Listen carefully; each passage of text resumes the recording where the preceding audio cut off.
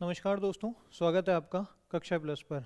हम लोगों ने मूल अधिकार पर चर्चा करते हुए लास्ट क्लास में हमने फंडामेंटल राइट मूल अधिकार का पार्ट 1 कंप्लीट किया था और आज हम लोग इसी चैप्टर को आगे बढ़ाते हुए इसके पार्ट 2 पे देखते हैं। तो हम लोगों ने यार दोस्तों जब हम आगे बढ़ रहे थे तो हमने आर्टिकल 14 से लेके आर्टिकल 19 तक यहाँ तक का हम लोगों ने पहले कंप्लीट किया था।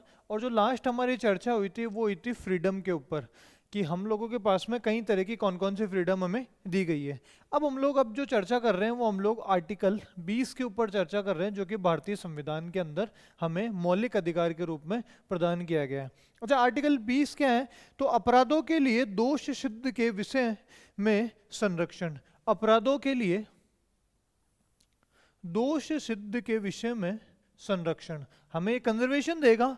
कौन सी चीज में? Protection in respect of convention of offenders की जो ऑफेंडर्स है उनको कैसे कन्वेंशन मिलेगी, कैसे प्रोटेक्शन मिलेगी, उसके अंदर हमें इस आर्टिकल पे चर्चा करनी है। देखते हैं दोस्तों इस आर्टिकल में बताया क्या है। अच्छा, इस आर्टिकल में अगर मैं आपको बताऊं कि इस आर्टिकल में हमें 3 बातों के बारे में बताया गया है। यदि हम 3 बातों की चर्चा करें तो पहली बात होती है, यहाँ लिखा गया है कि अनुच्छेद 20 में प्रस्त अपराधों के लिए दोष सिद्ध के विषय में संरक्षण दिया गया है कि जो अपराधी हैं, जो अपराध किए हैं, उनके जो दोष सिद्ध हैं उसके विषय में कुछ इसमें बताया गया है। किसी व्यक्ति को तब तक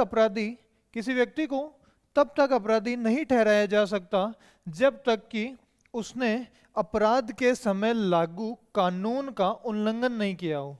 पहला पॉइंट हमें बताया गया है कि किसी व्यक्ति को कब तक अपराधी नहीं ठहराया जा सकता? जब तक कि अपराध के समय जो नियम कानून बने हुए, उस समय जो लॉज बने हुए, उसका उन्होंने उल्लंघन नहीं किया हो। इसी के बाद में हमें और बताया गया है कि तथा किसी व्यक्ति को अपराध करते के समय निर्धारित सजा से अधिक सजा नहीं मिल सकती, कि अपराध के समय जो भी सजा निर्धारित की गई है उससे अधिक सजा किसी अपराधी को नहीं दी जा सकती, किसी व्यक्ति को नहीं दी जा सकती। यदि मैं इसको आपको थोड़ा लेमन लैंग्वेज में समझाता हूँ, इजी वे से समझाता हूँ, तो हम लोग इस आर्टिकल को ऐसे समझ सकते हैं। इसके 3 पॉइंट्स होंगे और हम लोग पहले पॉइंट को ऐसे समझ सकते हैं दोस्तों कि निर्धारित सजा से अधिक सजा नहीं मिल सकती। किसी व्यक्ति को जब सजा मिलेगी तो वो सजा कितनी मिलेगी कि उस समय जो लॉ कहता है उस लॉ के अकॉर्डिंग ही क्या मिलेगी? पनिशमेंट मिलेगी। उस लॉ के अकॉर्डिंग ही उस व्यक्ति को क्या मिलेगी दोस्तों? पनिशमेंट मिलेगी। दूसरा पॉइंट यहां पे बताया गया है कि किसी व्यक्ति को डबल पनिशमेंट नहीं मिल सकती। किसी व्यक्ति को डबल या फिर मैं बात करूं कि 2 बार पनिशमेंट नहीं दी जा सकती है।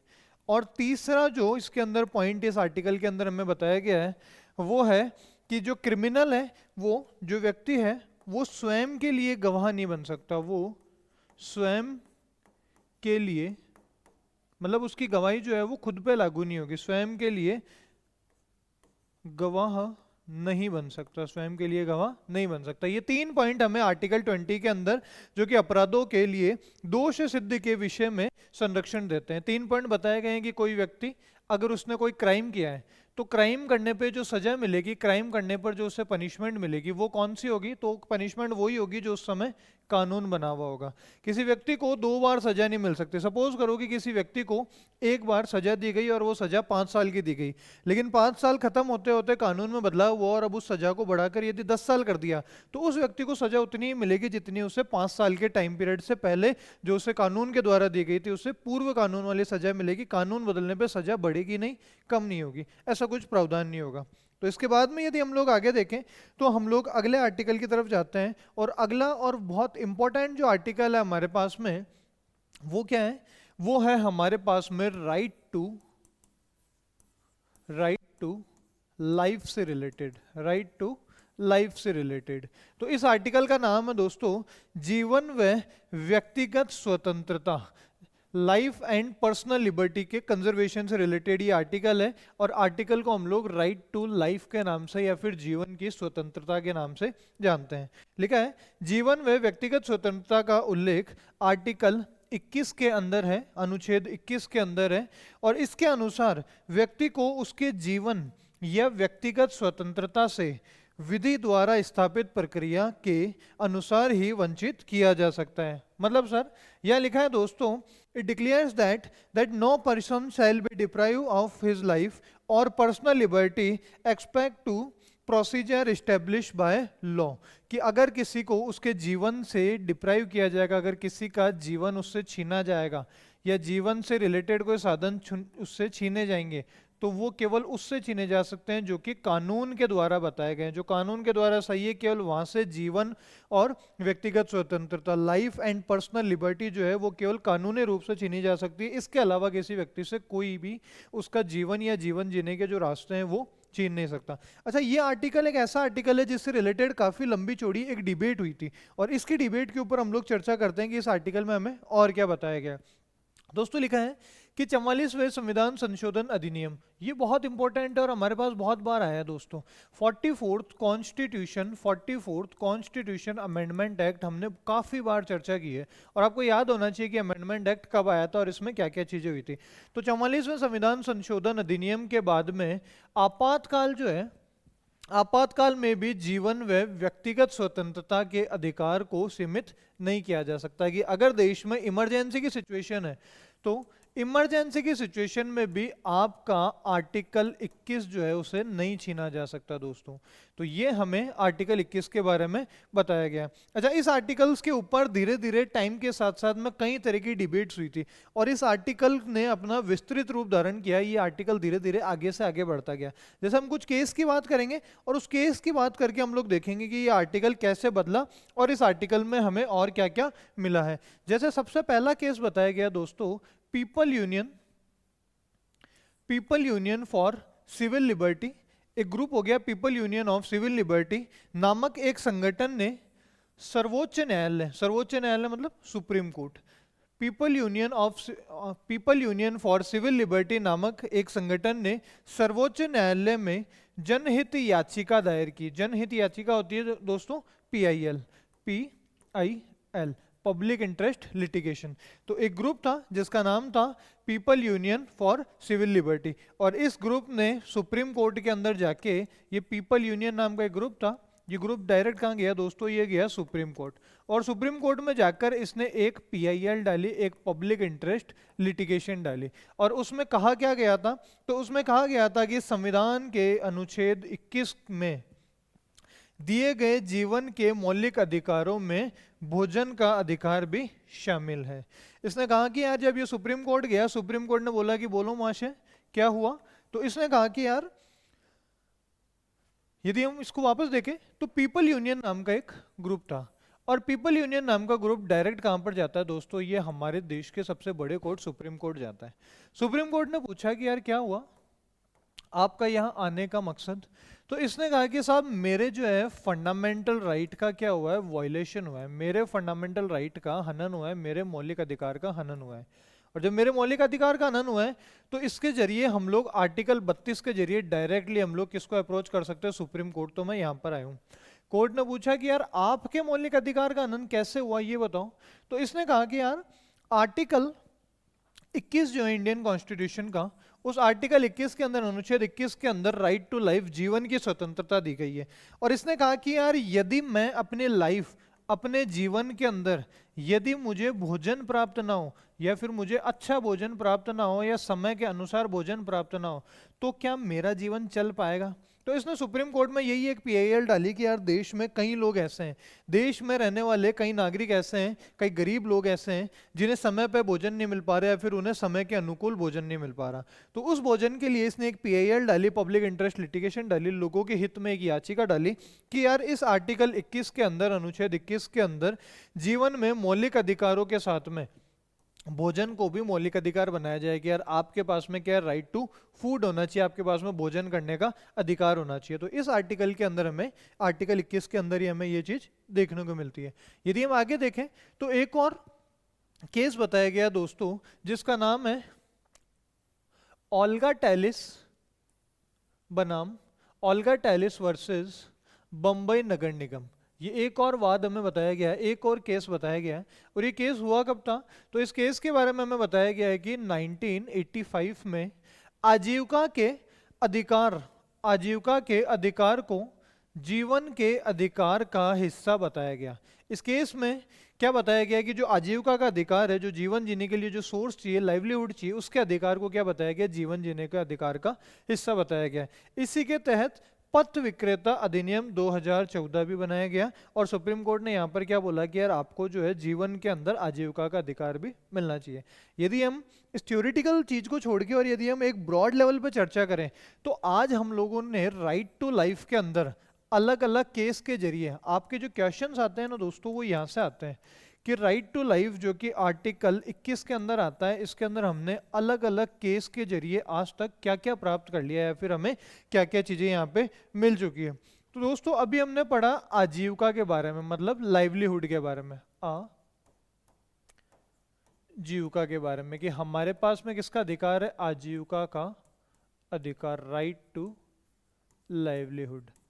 हमारे पास में दोस्तों एक क्लीन एनवायरनमेंट में रहने का अधिकार है, मतलब हमारे पास में क्या है,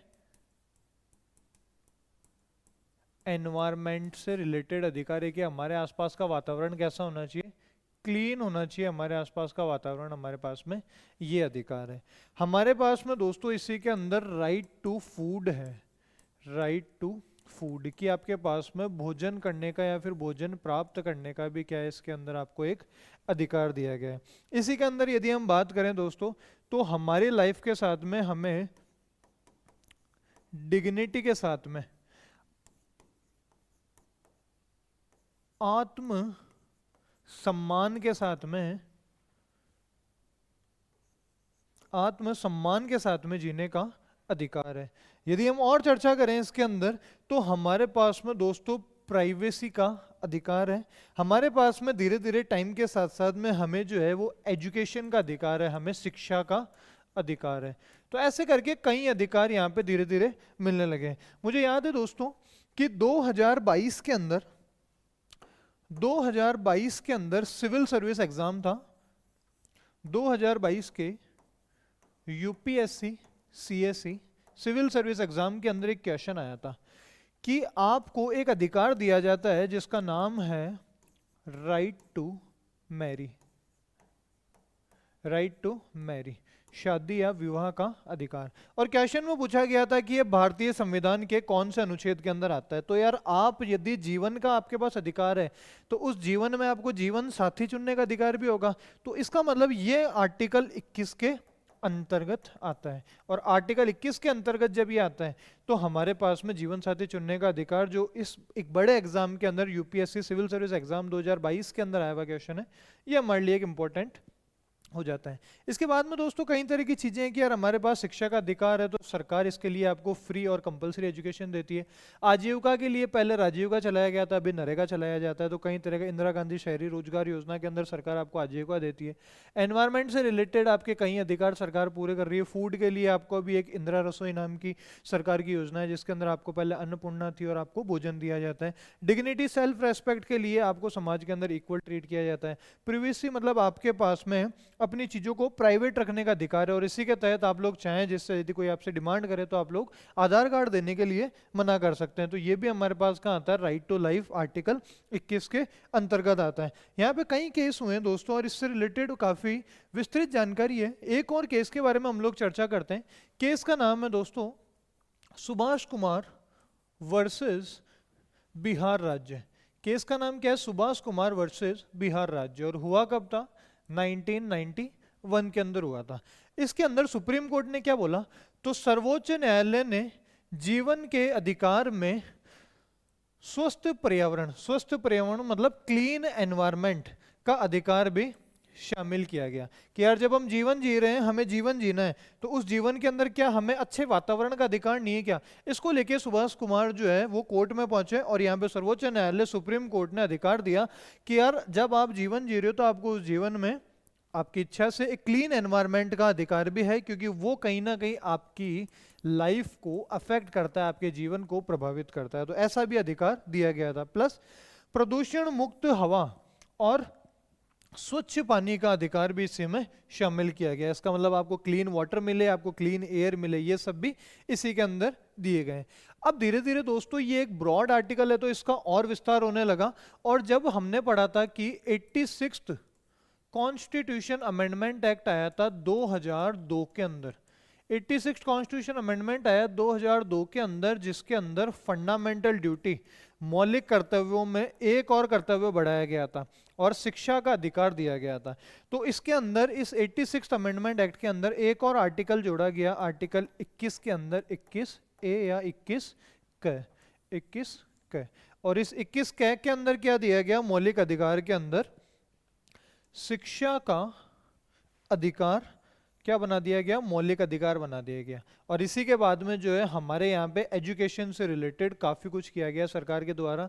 आज हमारा जो है एक फ्री और कंपलसरी एजुकेशन लेने का अधिकार है, इसलिए सरकार ने government school, English medium school, Hindi medium school, कई तरह की जो आपको स्कॉलरशिप दी जाती है वो सब एजुकेशन से रिलेटेड दी जाती है। तो ये सब कब ऐड किया गया था? क्वेश्चन आता है कि आर्टिकल 21 के जो है, आर्टिकल 21A जो है वो कब ऐड किया गया? तो उसको हमने 86 कॉन्स्टिट्यूशन अमेंडमेंट एक्ट 2002 के अंदर ऐड किया था। इसके अंदर लिखा क्या था? तो इस संशोधन के तहत आर्टिकल 21 का, इस संशोधन के तहत आर्टिकल 21 का जोड़कर उसके अंतर्गत प्रावधान किया गया कि 6 से 14 वर्ष की आयु के सभी बच्चों को अनिवार्य एवं निःशुल्क शिक्षा का प्रावधान प्राप्त किया जाएगा, उन्हें अधिकार दिया जाएगा। कहां से कहां तक? 6 से 14 तक। तो गवर्नमेंट स्कूल में हम लोग देखते हैं कि क्लास 8 तक जो है वहां पर क्या दी जाती है दोस्तों? फ्री एजुकेशन दी जाती है। कि सर अगर बच्चों के पेरेंट्स उन्हें एजुकेशन लेने के लिए स्कूल भेजे ही नहीं तब क्या होगा? तो इसके अंदर हमें बताया गया कि यार हमारे पास में जो फंडामेंटल ड्यूटीज है, मौलिक कर्तव्य है, इसी 86 कॉन्स्टिट्यूशन अमेंडमेंट एक्ट से, इसी संविधान संशोधन से हमारे वहां पर एक और फंडामेंटल ड्यूटी, 11वीं फंडामेंटल ड्यूटी है, फिर एक और हमारा कर्तव्य जोड़ा गया है कि सभी माता पिता की ड्यूटी होगी कि वो अपने बच्चों को कंपलसरी एजुकेशन के लिए कहां भेजे? प्राइमरी एजुकेशन के लिए कहां भेजे? उन्हें स्कूल भेजे। संसद ने इस अनुच्छेद को प्रभावी बनाने हेतु शिक्षा का अधिकार अधिनियम, संसद ने इसके लिए RTE, right to education act 2009 में पारित किया, और जो कि लागू कब हुआ था? 1 अप्रैल 2010 से लागू हुआ था। और हमारे राजस्थान में ये लागू कब हुआ था दोस्तों? तो ये आपके लिए इंपॉर्टेंट होगा कि आरटीई जो है वो राजस्थान में कब लागू हुआ था? तो राजस्थान में दोस्तों ये हुआ था 1 अप्रैल 2011 से। आरटीई राजस्थान में कब लागू हुआ था? तो 1 अप्रैल 2011 से राइट टू एजुकेशन को कहां पर लागू किया? हमारे राजस्थान में लागू किया गया। तो ये हमने अनुच्छेद 21 के बारे में चर्चा की। अब यदि हम लोग आगे देखते हैं दोस्तों, तो हमारे पास में एक और आर्टिकल आता है जो नेक्स्ट फंडामेंटल राइट है हमारा, उसका नाम है हमारे पास protection against arrest and detention, बंदीकरण से संरक्षण। की यदि कोई आपको बंदी बना लेता है, यदि कोई आपको अरेस्ट कर लेता है, यदि आपको कानून के द्वारा या पुलिस के द्वारा कभी अरेस्ट कर लिया जाता है, तो आपके पास में क्या क्या प्रोटेक्शन है, आपके साथ में वो कैसा व्यवहार करेंगे, आपको कैसे कैसे अरेस्ट कर सकते हैं। क्या अरेस्ट आपको बिना गुनहगार बताया या फिर बिना गुनाह सिद्ध हुए भी किया जा सकता है, या फिर आपको गुनहगार बताने के बाद में, कोर्ट के द्वारा आपको गुनहगार बोलने के बाद में आपको अरेस्ट किया जा सकता है। तो ऐसी डिबेट हम लोग यहाँ पर देखेंगे। तो दोस्तों अरेस्ट दो तरह से किए जा सकते हैं। एक अरेस्ट करने का जो मतलब है वो ऐसा हो सकता है कि यार यदि आपका अपराध जो है वो आपने स्वीकार कर लिया, अपराध स्वीकार करने पर, अपराध स्वीकार करने पर आपको क्या किया जा सकता है? अरेस्ट किया जा सकता है दोस्तों, आपको पकड़ के जेल में डाला जा सकता है। और एक अरेस्ट ऐसा हो सकता है कि आपको बिना सुनवाई के, आपको बिना सुनवाई के क्या डाल दिया दोस्तों? उठा के डायरेक्टली जेल में या फिर कैद में ले लिया। तो ये दो तरह से अरेस्ट हो सकते हैं कि एक तो आपका अपराध स्वीकार हुआ और आपको एक बिना सुनवाई के काम पर डाल दिया, जेल में आपको बिना सुनवाई के डाल दिया गया। तो ये दो तरह के जो हमें यहाँ पे अरेस्ट के बारे में जो चीजें बताई गई इस पे हम लोग यहाँ पे चर्चा करेंगे। अनुच्छेद 22 जो है इसके तहत अंतर्गत बंदी व्यक्ति को निम्न प्रकार के अधिकार प्राप्त है कि यदि कोई अरेस्ट किया गया बंदा है तो उसको कुछ तरह के अधिकार प्राप्त है। पहला अधिकार क्या है? उसे गिरफ्तारी का कारण जानने का अधिकार होगा। पहला अधिकार क्या है कि गिरफ्तारी का कारण, कि आपको रीजन बताना होगा कि आपको अरेस्ट क्यों किया गया है। पहला अधिकार क्या हो गया कि आपको गिरफ्तारी का कारण जानने का अधिकार होगा। उसे इच्छा अनुसार स्वयं के लिए सहायता प्राप्त करने का अधिकार होगा। उसे इच्छा अनुसार क्या होगा, स्वयं के लिए सहायता, कानूनी सहायता मतलब वकील, उसे खुद के लिए वकील या लॉयर करने का अधिकार होगा। और तीसरा है कि गिरफ्तारी के 24 घंटे के अंतर्गत उसे न्यायालय के समक्ष क्या किया जाएगा, पेश किया जाएगा। कि सर राजस्थान की पुलिस ने किसी को बंगाल में गिरफ्तार किया, अब 24 घंटे तो सर आने में लग जाएंगे, तो फिर पुलिस के सामने, पुलिस जो है उसे कोर्ट के सामने कैसे पेश करेगी। तो इसके अंदर ट्रैवलिंग जो है, इसके अंदर जो ट्रैवलिंग जो है वो क्या है, इसके अंदर ट्रैवलिंग को क्या करा गया है, एक्सक्लूड किया गया, इसमें ट्रैवलिंग को नहीं जोड़ा गया है। आपका आने जाने का समय इसमें काउंट नहीं होगा, बाकी 24 घंटे के अंदर आपको न्यायाधीश के सामने पेश करना होगा और आगे की जो कार्रवाई होगी उसे न्यायाधीश स्वयं बताएंगे। अच्छा, ये जो अधिकार है ये दोनों को नहीं मिलते हैं। ये जो अधिकार है ये हमारे यहाँ पे जो एलियंस हैं उन्हें नहीं मिलते हैं। कि हम एलियंस मतलब कि जो शत्रु देश के या फिर विदेशी जो हैं उन्हें ऐसा अधिकार नहीं है। यदि कोई बाहर का व्यक्ति हमारे देश के अंदर किसी क्राइम के अंदर पकड़ी में आता है और फिर हम उसे कोर्ट में लेके जाएं, हो सकता है वो आतंकवादी हो सकता है, उसका मकसद कुछ और हो, तो हम लोग उसे ऐसे के अंदर ही उनके ऊपर लागू नहीं होता है। यदि हम लोग इसके अंदर आगे चर्चा करें तो हम लोग देखेंगे कि एक इसके अंदर होता है जिसका नाम है निवारक नजरबंदी। निवारक नजरबंदी को हम लोग बोलेंगे preventive detention. Preventive detention, preventive detention मतलब अभी हमने बात की थी कि यार यदि आपको बिना गुनहगार साबित हुए या फिर बिना सुनवाई के, बिना कुछ बताए डायरेक्टली आपको पकड़ लिया जाए, मतलब सर कि यदि किसी को शक के आधार पर पकड़ लिया जाए, किसी को शंका के आधार पर पकड़ लिया जाए कि यार मुझे लगता है कि तुम जो आगे होने वाला कोई ऐसी इलीगल एक्टिविटी, या फिर हो सकता है कि तुम किसी आतंकवादी ग्रुप से कनेक्टेड हो, या हमें डर है कि यार तुम आगे होने वाले 26 जनवरी पे कोई बॉम्ब ब्लास्ट कर सकते हो या फिर तुम्हारे कारण कोई हिंसा हो सकती है, तो तुम्हें पकड़ के जेल में डाल दिया जाएगा। तो इसे हम बोलते हैं प्रिवेंटिव डिटेंशन या फिर निवारक नजरबंदी। की उस चीज का निवारण होने तक उसे नजरबंद कर दिया जाएगा, उसे जेल में डाल दिया जाएगा। अच्छा, इसके अंदर क्या बताया गया है, तो निवारक नजरबंदी से अभिप्राय बिना किसी न्यायिक प्रक्रिया के किया जाता है। कि इसमें जरूरी नहीं है कि आपको कोर्ट में लेके जाया जाए। यह अपराधी को दंडित करने की नहीं बल्कि अपराधी को रोकने की प्रक्रिया है। इसमें दंड तो नहीं दिया जा सकता, आपको कहीं पे अरेस्ट किया जा सकता है, लेकिन आपको इसके अंदर पनिशमेंट नहीं दी जाएगी, आपको इसके अंदर पनिश नहीं किया जा सकता। हाँ, आपसे होने वाला जो नुकसान है उससे लोगों को प्रोटेक्ट करने के लिए आपको क्या किया जा सकता है, जेल में या फिर कहीं पे खुफिया जगह पे रखा जा सकता है। लेकिन इसके अंदर आपको पनिशमेंट तब तक नहीं दी जाएगी जब तक कि कोर्ट ऐसा ना बोले। अगर किसी व्यक्ति से जो अपराध करने वाला है, यदि ऐसा महसूस हो कि यार ये व्यक्ति अपराध करने वाला है, राज्य की सुरक्षा को खतरा हो, यदि किसी व्यक्ति से राज्य की सुरक्षा को क्या हो, खतरा हो या खतरे की धमकी मिल रही हो, तो ऐसे व्यक्ति को भी जांच के लिए पुलिस के द्वारा हिरासत में लिया जा सकता है।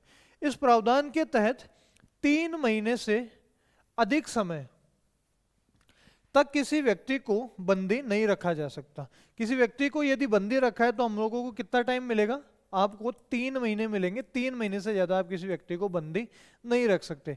कि सर यदि 3 महीने में वो घटना नहीं हुई और अब शंका है कि 3 महीने बाद में वो कोई घटना होने वाली है जिसके लिए हमने उसे बंदी बनाया था, तो फिर इसके बारे में हम लोग क्या करें।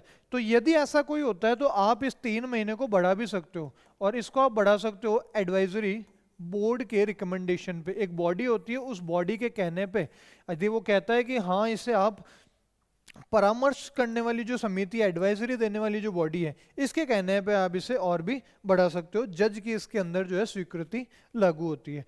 तो हम लोगों ने दोस्तों अभी चर्चा की राइट टू लाइफ के बारे में, हम लोगों ने चर्चा की एजुकेशन के बारे में जो आर्टिकल 21(1) था, और उसके बाद में हमने चर्चा की अभी अभी जिसके अंदर हम लोगों ने किसी को बंदी बनाया तो उसके अंदर उससे क्या क्या अधिकार मिलेंगे। कि वो स्वयं के लिए वकील बना सकता है, स्वयं के लिए खुद की इच्छा हो तो वो जान सकता है कि यार मैं किसे वकील बनाना चाहता हूँ, वो ये जान सकता है कि मैंने किया क्या है, मेरा गुनाह क्या है, और 24 घंटे के अंदर उसे जेल में डालना होता है। लेकिन इसी के अंदर हमने देखा कि यदि कोई बंदा है जिसने कोई गलती नहीं की, उससे भी अधिकार, ऐसा अधिकार है कि यार उससे भी जेल में डाला जा सकता है। तो क्यों डाला जा सकता है? शक के बिहाफ पे।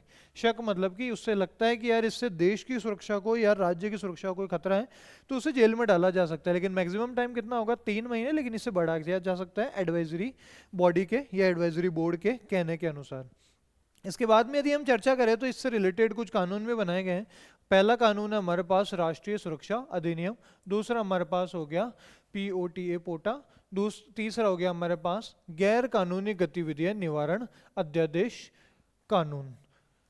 और ऐसे ही कई तरह के कानून जो है वो संसद ला सकती है कि ताकि देश के अंदर जो इलीगल एक्टिविटीज है उनको रोका जा सके, उनको थोड़ा कम किया जा सके। तो हम लोग दोस्तों आगे चर्चा करते हैं और हम हमारे फंडामेंटल राइट्स के टॉपिक में आगे बढ़ते हैं। हमारे पास में आगे जो टॉपिक आता है वो है शोषण के विरुद्ध अधिकार, राइट अगेंस्ट एक्सप्लॉइटेशन, कि यदि आपका कोई एक्सप्लॉइटेशन कर रहा है तो उसके खिलाफ आपको क्या क्या अधिकार मिले। तो इसके अंदर दो तरह के अनुच्छेद है दोस्तों। ये जो एक्सप्लॉइटेशन से रिलेटेड शोषण वाले जो अधिकार मिले हमें, ये कहाँ लिखे हुए हैं? ये आर्टिकल 23 और आर्टिकल 24 के अंदर लिखे गए हैं।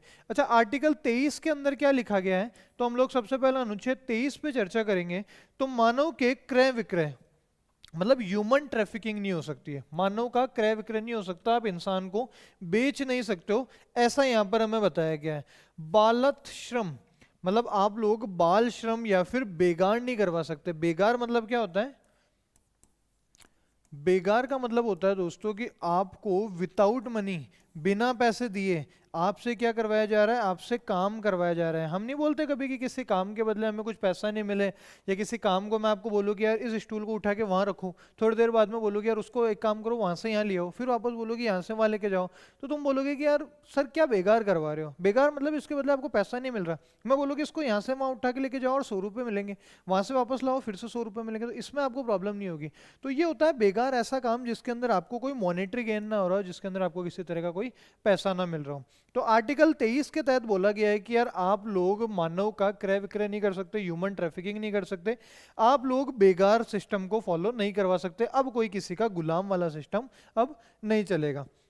फिर भी राज्य हित में सरकार द्वारा व्यक्ति हेतु अनिवार्य श्रम की योजना लागू की जा सकती है, कि सरकार चाहे तो राज्य के हित के लिए व्यक्ति हेतु अनिवार्य श्रम की योजना लागू कर सकती है, लेकिन इसमें व्यक्तियों के बीच धर्म, मूल वंश, जाति और वर्ग के आधार पर किसी तरह का कोई भेदभाव नहीं किया जाएगा। सरकार चाहे तो लोगों के लिए रोजगार रिलेटेड कोई स्कीम ला सकती है, लेकिन उस स्कीम के अंदर gender, religion, caste, place of birth, इन सब के नाम पे किसी तरह का कोई भेदभाव नहीं किया जाएगा। तो ये है आर्टिकल 23 से रिलेटेड जानकारी। और यदि हम लोग आर्टिकल 24 पे बात करें, अच्छा इसी आर्टिकल 23 के अंदर दास प्रथा पर भी प्रतिबंध लगाया गया। दास प्रथा मतलब जब किसी को एक अपना गुलाम, अपना दास बना लिया जाता था, उस पर भी प्रतिबंध लगाया गया। और ऐसे ही इसी के अंदर राइट अगेंस्ट एक्सप्लॉइटेशन के अंदर हमें एक और आर्टिकल मिलता है, अनुच्छेद 24। इस अनुच्छेद 24 के अंदर लिखा है कि यार 14 वर्ष से कम आयु वाले बच्चों को कारखानों में या फिर किसी भी जोखिम भरे काम में नियुक्त नहीं किया जा सकता है। क्या लिखा है आर्टिकल 24 के अंदर? कि वो लोग, वो बच्चे जिनकी आयु 14 से कम है, उन्हें किसी भी जोखिम भरे काम के अंदर आप लोग इन्वॉल्व नहीं कर सकते हैं। अच्छा, यहाँ पर बोला गया कि आप लोग उन्हें जोखिम भरे काम में इन्वॉल्व नहीं कर सकते, मतलब हार्मफुल एक्टिविटी में इन्वॉल्व नहीं कर सकते। लेकिन बाद में बोला गया कि यार आप लोग है ना 14 वर्ष वाले से कम वालों को तो हार्मलेस एक्टिविटी में भी इन्वॉल्व नहीं कर सकते, मतलब आप लोग उन्हें डोमेस्टिक वर्कर की जैसे काम नहीं करवा सकते, आप लोग उन्हें बिजनेस में काम नहीं करवा सकते। इसके बाद में दोस्तों इसके अंदर कुछ बदलाव किए गए थे, इसके अंदर कुछ चेंज किए गए थे, जो हम लोग आगे देखते हैं। एक अधिनियम बना था सरकार का जिसका नाम था child labour amendment. Child labour amendment कब हुआ था? चाइल्ड लेबर अमेंडमेंट जो था ये 2016 के अंदर आया था। और इसके अंदर क्या बोला गया? इसके अंदर एक क्लास बताई गई है आपको कि यार बच्चों की क्लास कैसे क्या होगी। तो यहाँ बताया गया है कि यार यदि कोई बच्चा 14 साल से कम का है, इसमें दूसरी हमें क्लास बताई गई है कि यदि कोई बच्चा, कोई चाइल्ड है जो 14 साल से 18 साल के बीच का है, और यदि कोई बच्चा, तीसरी जो हमें क्लास बताई गई है वो 18 साल प्लस का है। तो इसके लिए हमें क्या क्या प्रावधान बताए गए थे इस अमेंडमेंट एक्ट के अंदर? हमें बोला गया है कि यार यदि कोई बच्चा 14 साल से कम का है तो वो क्या है भैया? वो नो वर्क, वो ना तो कोई हार्मफुल काम करेगा ना हार्मलेस काम करेगा। दूसरा हमें बोला गया कि यदि कोई 14 साल से 18 साल की उम्र में है तो वो खतरनाक या खतरे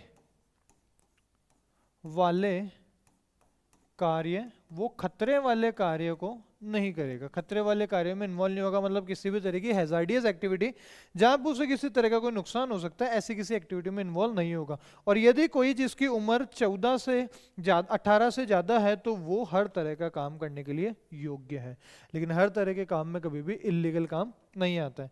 एक बार दोस्तों मैं आपको कहानी बताता हूँ कि यार इसके अंदर सुप्रीम कोर्ट में एक डिबेट गई थी कि यार आपने कहा कि 14 साल से कम वाला बच्चा कोई भी काम नहीं करेगा, और वहीं हम लोग देखते हैं कि यार कई तरह के रियलिटी शोज आते हैं, कई तरह के डांस शोज आते हैं, या हम लोग अलग अलग फंक्शंस देखते हैं जहाँ पे 14 साल से कम वाले बच्चे डांस करते हैं।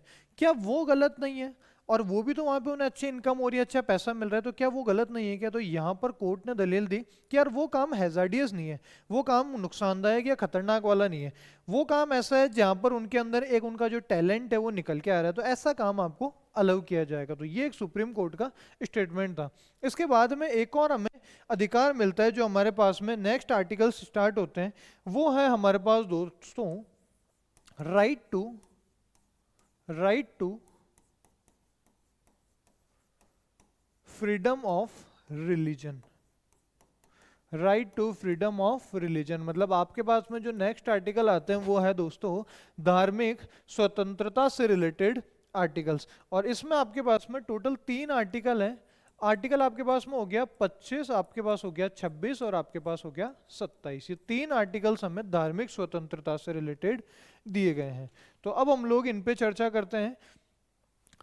अच्छा, इसमें एक और रह गया, आर्टिकल 28 भी इसी का पार्ट है। 25, 26, 27, 28 ये टोटल 4 आर्टिकल है जो हमें धार्मिक स्वतंत्रता से रिलेटेड दिए गए। अब हम एक एक पे चर्चा करते हैं। हम लोग देखते हैं कि यार हमें धर्म से रिलेटेड किस तरह की स्वतंत्रता भारतीय संविधान के अनुसार दी गई है। तो अनुच्छेद 25 के अनुसार वर्णित अंतःकरण की स्वतंत्रता, अंतःकरण की स्वतंत्रता के अंतर्गत क्या आता है दोस्तों? तो इसके अंतर्गत व्यक्ति कोई भी धर्म स्वीकार करने, उसका अनुसरण करने और उसका प्रचार करने, मतलब कि आप फ्री हो दोस्तों किसी भी रिलीजन को प्रैक्टिस करने के लिए, प्रोपगेट करने के लिए, फोस्टर करने के लिए। आप चाहें जिस रिलीजन को आप लोग फॉलो कर सकते हो, आप लोग चाहें जिस धर्म को आप लोग अपना सकते हो, आप लोग चाहें जिस धर्म को आप लोग फैला सकते हो, लेकिन ये सब आपकी चाह से होना चाहिए। इसके लिए कोई आपको बाध्य नहीं कर सकता कि आप XYZ रिलीजन को फॉलो करो। तो इसके अंदर हमें ये स्वतंत्रता आर्टिकल 25 के तहत दी गई है। यदि हम लोग आगे चर्चा करें तो इसके अंदर और क्या प्रावधान दिए गए हैं।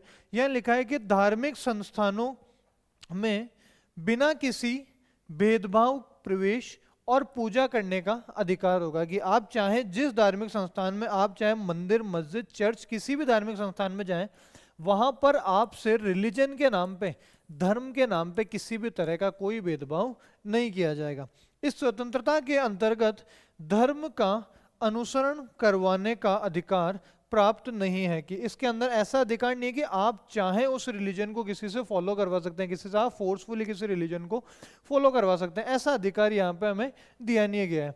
ऐसा करने पर दूसरों की धार्मिक स्वतंत्रता में हस्तक्षेप माना जाता है। यदि आप किसी को अपना रिलीजन अच्छा बताते हैं, यदि आप अपने रिलीजन को किसी के सामने प्रमोट करते हैं, किसी को बोलते हैं कि यार तुम्हारा रिलीजन ऐसा है और हमारा रिलीजन सुपीरियर है, तो इसका मतलब माना जाता है कि यार आप लोगों ने उसकी धार्मिक स्वतंत्रता को छीन लिया है, और ऐसे केस पे आप पे तुरंत कार्रवाई की जा सकती है।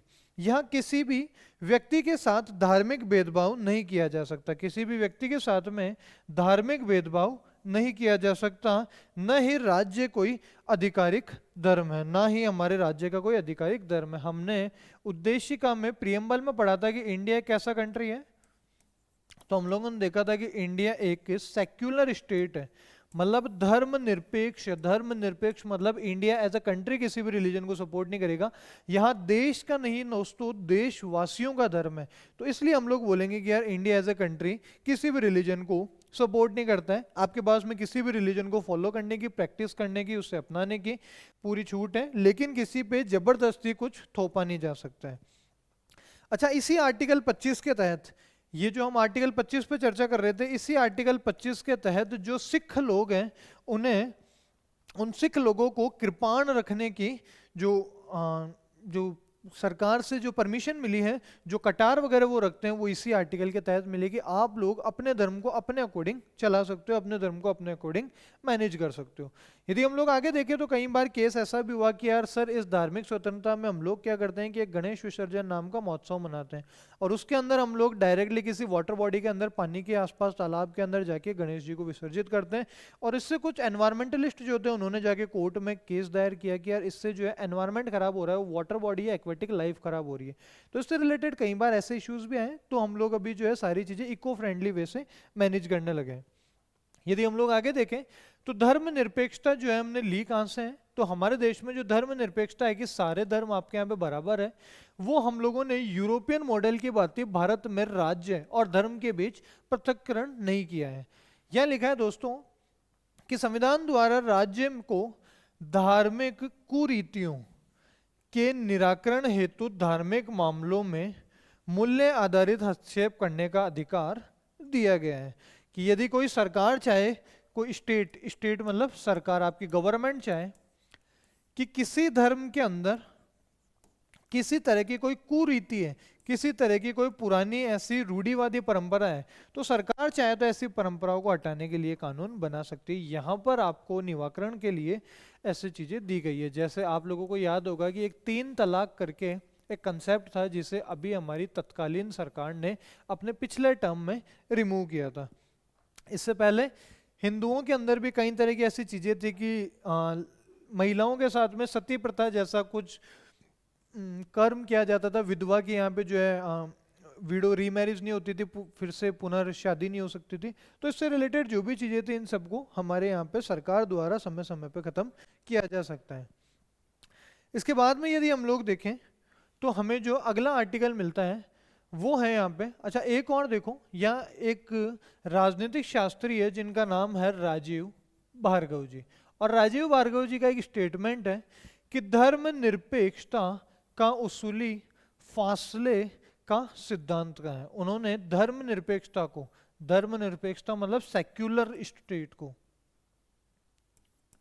उन्होंने सेक्युलर स्टेट या इंडिया जो सेक्युलर कंट्री है, धर्मनिरपेक्ष या पंथ निरपेक्ष कंट्री है, उसे उन्होंने क्या बोला है, उसूली फासले का सिद्धांत। इंपॉर्टेंट है कि उसूली फासले का सिद्धांत कौन से अनुच्छेद के तहत या कौन से अनुच्छेद को कहा गया है। तो धर्मनिरपेक्षता को, जो कि आर्टिकल 25 के अंदर बताई गई है, उसको राजीव जी भार्गव द्वारा कहा गया है। इसके बाद में हमारे पास में अगला जो आर्टिकल आता है वो आता है अनुच्छेद 26। और अनुच्छेद 26 में धार्मिक मामलों का प्रबंध करने का अधिकार की आप लोग चाहें तो आप लोग अपने रिलीजियस इंस्टीट्यूट को अपने हिसाब से मैनेज कर सकते हैं। कैसे मैनेज करेंगे, क्या करेंगे, तो बताया गया है कि इसके अंदर कई तरह के आपको अधिकार दिए गए हैं कि आप लोग अपने रिलीजियस इंस्टीट्यूट को प्रबंध कर सकते हैं, उसके अनुसार आप लोग अपने अनुसार उसे मैनेज कर सकते हैं। कैसे, तो इस मैनेजमेंट के अंदर आपको बताया गया दोस्तों, धार्मिक कार्यों के लिए संस्थाओं का निर्माण कर सकते हैं आप लोग, संस्थाओं की स्थापना कर सकते हैं। आप लोग चाहें जैसा बोर्ड बना सकते हैं, जैसे खाटू श्याम जी मंदिर विकास समिति,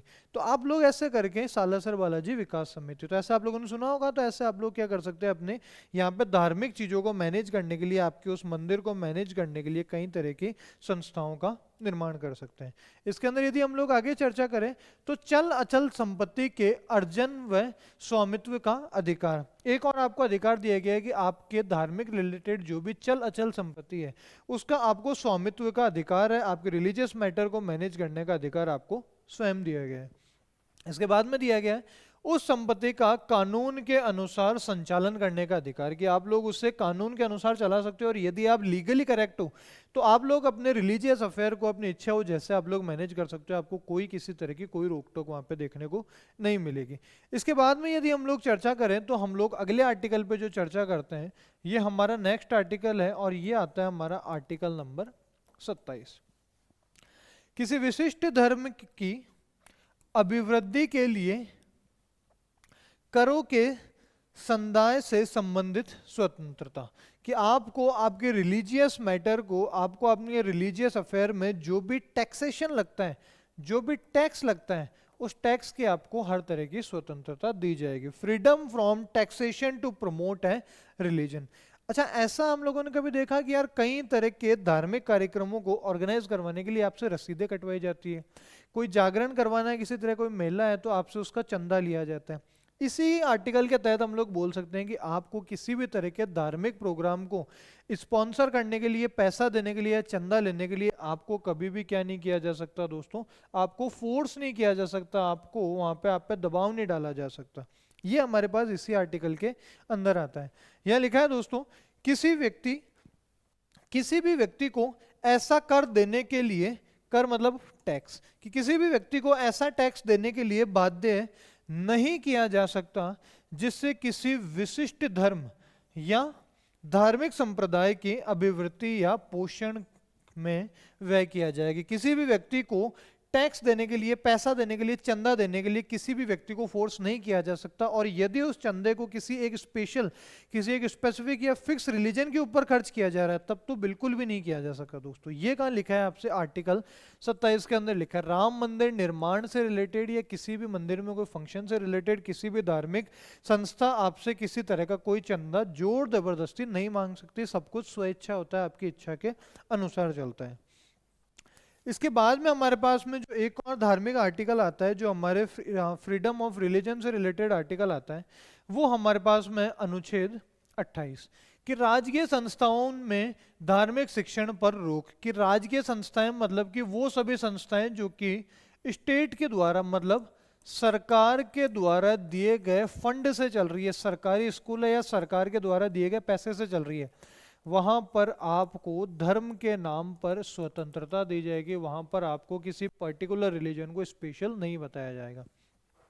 अनुच्छेद 28 के अनुसार राज्य की निधि मतलब राज्य के फंड से पूर्णतः मतलब कंप्लीटली पोषित शिक्षण संस्था में किसी प्रकार की धार्मिक शिक्षा नहीं दी जा सकती। कि सरकार के द्वारा चलाई गई किसी भी शिक्षण संस्था, कॉलेज, यूनिवर्सिटी या स्कूल के अंदर किसी तरह की कोई रिलीजियस एजुकेशन नहीं दी जा सकती। राज्य द्वारा संचालित लेकिन किसी ट्रस्ट द्वारा स्थापित शिक्षण संस्थाओं में धार्मिक शिक्षा दिया जाना आवश्यक है।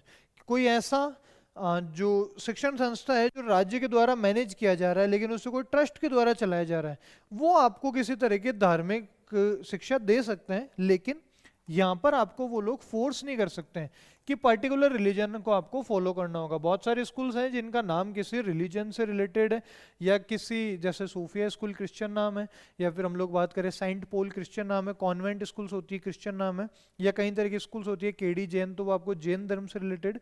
आपको ऐसा फोर्स नहीं किया जा सकता कि यार वो आपको पर्टिकुलर रिलीजन से रिलेटेड कोई जानकारी आपको दे, या फिर पर्टिकुलर रिलीजन को आपको अपनाने के लिए या फिर उसके वैल्यूज को, उसके प्रिंसिपल्स को फॉलो करने के लिए आपको बोले, ऐसा नहीं किया जा सकता। राज्य द्वारा मान्यता प्राप्त या आर्थिक सहायता प्राप्त शिक्षण संस्थाओं में किसी व्यक्ति को उसकी सहमति के बिना धार्मिक शिक्षा नहीं दी जा सकती। कि कोई ऐसी स्कूल है, कोई ऐसी है जहाँ पे, कोई ऐसी संस्था है जहाँ पे राज्य सरकार के द्वारा कुछ पैसा दिया जा रहा है, सरकार के द्वारा हेल्प की जा रही है, तो वो आपको आपकी इच्छा के विरुद्ध किसी भी तरह के धर्म को प्रमोट करने के लिए, प्रैक्टिस करने के लिए, फैलाने के लिए कुछ भी आपको बाध्य नहीं कर सकता है, क्योंकि ये हमारे पास में क्या है, हमारा मौलिक अधिकार है। तो ये हमारे धार्मिक अधिकार, धर्म से रिलेटेड जो अधिकार थे वो खत्म होते हैं। और अब हमारे पास में जो अगला अधिकार आता है दोस्तों, वो है संस्कृति और शिक्षा संबंधित अधिकार, कल्चरल एंड एजुकेशनल राइट। और ये यहाँ पे है हमारा अनुच्छेद 29। हम लोग किस पे बात करेंगे, अनुच्छेद 29 पे बात करेंगे। तो लिखा है अनुच्छेद 29 के अंतर्गत नागरिकों के प्रत्येक वर्ग को अपनी भाषा, अपनी लिपि और संस्कृति को सुरक्षित रखने का अधिकार दिया गया है। दोस्तों इसमें बताया गया है कि यार आपके पास में एक अधिकार है जो कि कल्चरल एंड एजुकेशनल राइट है। या माइनॉरिटी के बारे में बताया गया है कि कोई बंदा यदि एक जगह से दूसरी जगह पे जाता है तो उस दूसरी जगह पे वहां पर उसके लैंग्वेज, उसका कल्चर, उसकी स्क्रिप्ट, सारी चीजें अलग होगी और उसको खुद की ही भाषा को वहां पर बोलने का पूरा अधिकार होगा। आज अगर मैं राजस्थान से दोस्तों गुजरात जाता हूँ तो वहां पर मुझे राजस्थानी बोलने का, राजस्थानी लिखने का, अपने कल्चर को प्रैक्टिस करने का पूरा अधिकार होगा। ये हमें कौन से, हमारी संस्कृति को और हमारी शिक्षा को वहां पर भी यूज में लेने का पूरा अधिकार कौन देता है? आर्टिकल 29 देता है। और इसी के अंदर एक और आर्टिकल है जिसका नाम है आर्टिकल 30, और ये आर्टिकल 30 भी हमें कल्चरल एंड एजुकेशनल राइट से रिलेटेड है। लेकिन ये किसके राइट्स को प्रमोट करता है? तो ये जो लोग जो माइनॉरिटी में है, जो लोग मिनिमम नंबर में या फिर कम नंबर में है, उनके राइट्स को ये आर्टिकल क्या करता है दोस्तों? प्रमोट करता है। अनुच्छेद 30 के अनुसार नागरिकों के धार्मिक तथा भाषाई अल्पसंख्यक, अल्पसंख्यक मतलब माइनॉरिटीज, कि वो लोग जो कि धार्मिक रिलीजियस माइनॉरिटी के अंदर आते हैं, तो हमारे देश में हिंदू है मेजोरिटी में और बाकी सब किस में है?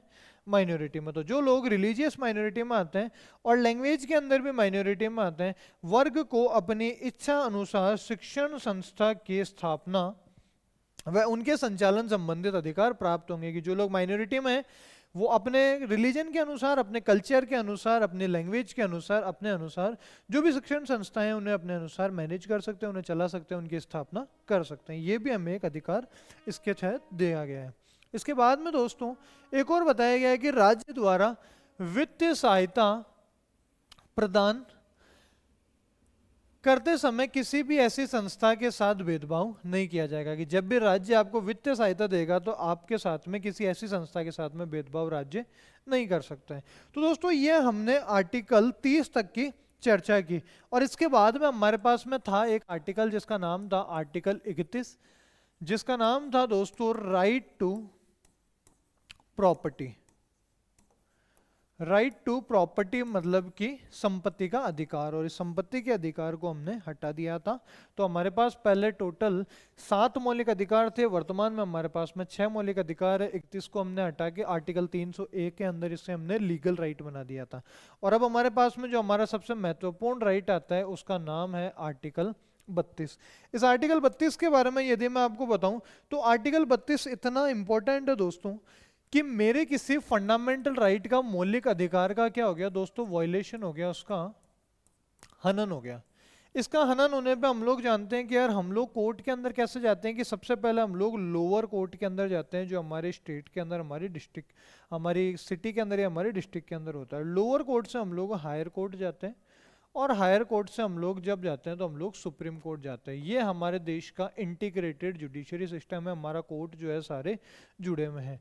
लेकिन यदि आपके फंडामेंटल राइट का हनन होता है, आपके फंडामेंटल राइट का वोलेशन होता है, तो इसी फंडामेंटल राइट में एक राइट दिया गया है आपको आर्टिकल 32 के अंदर, राइट टू कॉन्स्टिट्यूशनल रेमेडीज। की यदि आपके किसी मौलिक अधिकार का हनन होता है तो हनन होने पे आप लोग डायरेक्टली कहाँ जा सकते हो दोस्तों? आप लोग डायरेक्टली सुप्रीम कोर्ट को, जो देश का सबसे बड़ा कोर्ट है, सबसे बड़ा न्यायालय है, उसको आप लोग डायरेक्टली अप्रोच कर सकते हो। ये हमें यहाँ पर एक राइट दिया गया है। और इसी राइट के चलते डॉक्टर BR अम्बेडकर ने आर्टिकल 32 के लिए क्या बोला? किसने बोला? डॉक्टर BR अम्बेडकर जी ने। डॉक्टर BR अम्बेडकर जी ने आर्टिकल 32 के लिए बोला कि यार ये भारतीय संविधान का क्या है? हार्ट एंड सोल है। Heart and soul of Indian constitution, भारतीय संविधान का दिल और उसकी आत्मा कौन है? तो आर्टिकल 32 को डॉक्टर BR अम्बेडकर जी द्वारा बताया गया है। हम लोग आर्टिकल 32 पे चर्चा करते हैं, इस पे और देखते हैं डिटेल्स कि नागरिकों के मूल अधिकारों की रक्षा के लिए अनुच्छेद 32 के तहत सर्वोच्च न्यायालय मतलब सुप्रीम कोर्ट के निम्नलिखित रिट्स दिए गए हैं, उन्हें कुछ पावर्स दी गई है सुप्रीम कोर्ट को, उसके बारे में इसमें बताया गया है। जो पावर है उन पावर में पहली पावर का नाम है बंदी प्रत्यक्षीकरण।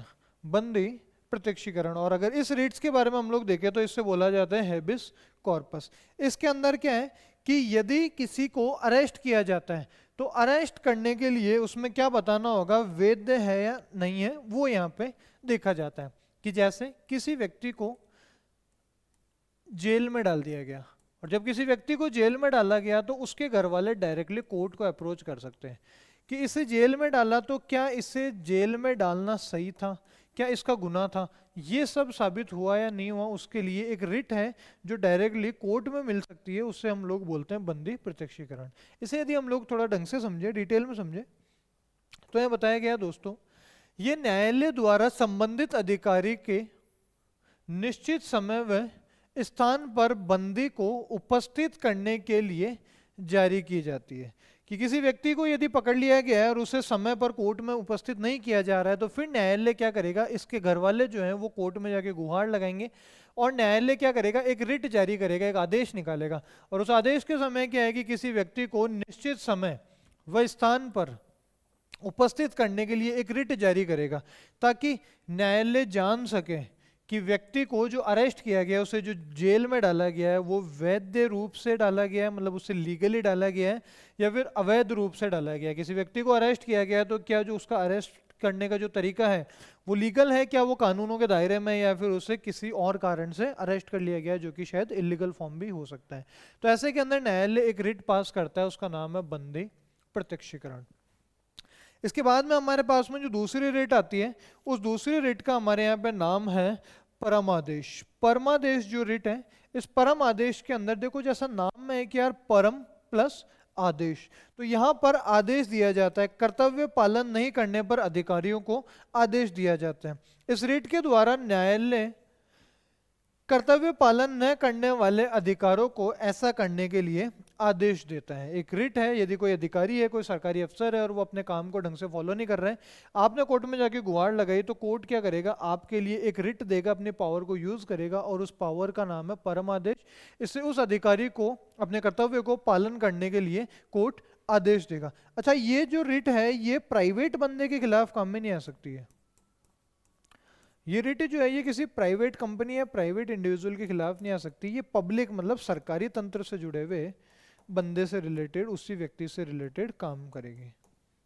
इसके बाद में यदि हम लोग देखें रिट्स के अंदर तीसरा देखें तो तीसरी का नाम है प्रतिषेध। प्रतिषेध को यदि हम लोग इंग्लिश में बात करें तो उसको हम लोग बोलते हैं प्रोहिबिशन। प्रोहिबिशन के अंदर है कि यार ये रिट कैसे होती है, तो ये रिट इशू की जाती है दोस्तों, ये रिट जो है ये इशू की जाएगी हायर कोर्ट द्वारा। हायर कोर्ट, देखना दोस्तों मैंने हाई कोर्ट नहीं लिखा है, मैंने हायर कोर्ट लिखा है, मतलब बड़े कोर्ट के द्वारा। किसके ऊपर, लोअर कोर्ट के ऊपर। लोअर कोर्ट मतलब उससे छोटे कोर्ट पे, मतलब कि हाई कोर्ट जारी, अगर सुप्रीम कोर्ट जारी करेगा तो किसके ऊपर कर सकता है, हाई कोर्ट पे जारी कर सकता है, चाहे तो लोअर कोर्ट पे या डिस्ट्रिक्ट कोर्ट पे भी जारी कर सकता है। जबकि हाई कोर्ट चाहेगा तो हाई कोर्ट इसको अपने से नीचे वाले लोअर कोर्ट्स के ऊपर ही जारी कर सकता है। तो ऐसे इस रिट्स के अंदर प्रावधान है। अच्छा, जारी कब की जाती है, तो इस मामले की कार्रवाई नहीं करे क्योंकि अधिकार क्षेत्र के बाहर है। जारी कब की जाएगी कि जैसे लोअर कोर्ट जो है वो किसी एक मामले को उठा रखा है, जैसे हाई कोर्ट का हम लोग एग्जांपल लेते हैं कि यार हाई कोर्ट या लोअर कोर्ट ने किसी एक केस को उठा रखा है और उसके ऊपर जांच कर रहे हैं, तो सुप्रीम कोर्ट ऐसी रिट जारी करेगा जिसका नाम होगा प्रतिषेध। और इस रिट के जरिए सुप्रीम कोर्ट बोलेगा कि यार आप इस मामले की जांच नहीं करें क्योंकि ये आपके अधिकार क्षेत्र के बाहर है। इस पे जो जांच करने का जो अधिकार है वो किसका है, वो देश के सबसे बड़े कोर्ट का या फिर आपसे बड़े कोर्ट का है। तो ऐसी रिट कब जारी की जाती है, ये सुप्रीम कोर्ट के द्वारा जारी की जाती है। क्योंकि ऐसी रिट जारी क्यों की जाती है, क्योंकि कार्रवाई नहीं करने के लिए मना किया जाता है क्योंकि ये आपके अधिकार क्षेत्र से क्या है, बाहर है। यदि हम लोग इसके बाद में चर्चा करें तो अगली रिट का नाम आता है हमारे पास में अधिकार प्रच्छा। अधिकार प्रच्छा क्या होती है, इसे हम इंग्लिश में क्या बोलते हैं, तो इसे हम इंग्लिश में कोवरंतो के नाम से जानते हैं। कि कोई व्यक्ति है जिसे इलीगल वे से सरकारी, अर्ध सरकारी या निर्वाचन पद पर पदासीन किसी व्यक्ति के द्वारा परेशान किया गया, उसे जेल में डाल दिया गया है, फिर उसकी बात नहीं सुनी गई, तो उस समय ऐसे रिट को पास किया जाता है किसी भी आधार पर पद पर कार्य कर रहा हो। देखते हैं इसमें बताया क्या गया है। तो इसमें बताया गया है यदि कोई व्यक्ति जो कि गैर सरकारी रूप से यदि कोई व्यक्ति, फिर से देखते हैं इसे, यदि कोई व्यक्ति गैर कानूनी रूप से, यदि कोई व्यक्ति गैर कानूनी रूप से किसी सरकारी, अर्ध सरकारी या निर्वाचित पद पर उदासीन हो जाता है। कोई व्यक्ति है जो गैर कानूनी रूप से पुलिस वाला बन के घूमता है, कोई व्यक्ति है जो बोले कि यार मैं तो एमएलए हूं, जबकि हो सकता है उसने इलेक्शन ढंग से ना जीता हो या फिर उसके इलेक्शन को कोर्ट के द्वारा नल एंड वॉइड कर दिया गया हो। कोई व्यक्ति है जो किसी भी तरह के सरकारी पद पर जाकर बैठ जाता है और बोलता है कि मैं आज से इस पद पर बैठूंगा क्योंकि मेरे पास में ऐसी पावर है, मैं इसके लायक हूं। तो ऐसे केस के अंदर सरकार क्या करेगी, कोर्ट क्या करेगा, ऐसे केस के अंदर एक रिट पास करेगा। रिट का पास है अधिकार प्रच्छ, कि आपको बताना होगा कि इस पे आपका अधिकार है, तो है कैसे, कोर्ट उससे सवाल पूछेगा। तो यदि कोई व्यक्ति ऐसे किसी भी जगह पर जाकर उदासीन हो जाता है, अपनी जगह को स्टैब्लिश कर लेता है, तो यह रिट जारी कर उससे पूछा जाता है। क्या पूछा जाता है दोस्तों? कि किस आधार से उसने इस पद पर कार्य कर रहा है, कि इस पद पर वो कार्य कर रहा है तो इसका आधार क्या है, इसका बेस क्या है, उससे पूछा जाएगा कि आप यहाँ पर बैठे हो तो ये थोड़ी होता है कि यार मैं इसके लायक हूँ, आप किस आधार पर ये काम कर रहे हो, ये उससे पूछा जा सकता है। और यदि ऐसा होता है कि यार वो इस पद के लायक नहीं है, कोर्ट के सामने ऐसी स्थिति आ जाती है, तो क्या किया जाएगा, उससे पद को रिक्त करना होगा और उस पद की रिक्ति को घोषित कर दिया जाता है। ये भी एक हमारे पास सुप्रीम कोर्ट के पास एक रिट है। और इसके बाद में एक आखिरी रिट जो आती है वो आती है उत्प्रेक्षण। इस रिट का प्रयोग किसी विवाद को निम्न न्यायालय से उच्च न्यायालय में भेजने के लिए किया जाता है। कि कोई विवाद है जो लोअर कोर्ट में और उससे अपने से ऊपर कोर्ट, हायर कोर्ट में भेजना है, तो उसके लिए ये रिट पारित की जाती है, जिससे कि वह अपनी शक्ति से अधिक अधिकारों का प्रयोग न करे और न्याय के प्राकृतिक सिद्धांत का पालन करे, ताकि न्याय ढंग से किया जा सके और वो जो लोअर कोर्ट है वो अपनी पावर से ज़्यादा किसी भी चीज़ का यूज़ नहीं करे, जितनी उसकी पावर है वो उसका यूज़ करे, और अगर उसकी पावर के बाहर का कंसेप्ट है तो उसे कहाँ भेजे, उसे खुद से ऊपर वाले कोर्ट, हायर कोर्ट के अंदर भेजे। हाई कोर्ट हो सकता है या सुप्रीम कोर्ट हो सकता है। और इसके बाद में हमने संविधान के अंदर जो हमें फंडामेंटल राइट्स दिए गए हैं, इस पर चर्चा खत्म करते हुए हम लोग आगे आते हैं कि यार इसके बाद जो इंपॉर्टेंट पर्सनैलिटीज हैं उनका इन राइट्स के बारे में क्या कहना है। तो हमारे पास में पहली इंपॉर्टेंट पर्सनैलिटी है डॉक्टर भीमराव अंबेडकर जी। और हमने अभी पढ़ा था कि डॉक्टर भीमराव अंबेडकर ने अनुच्छेद 22 के बारे में क्या बोला।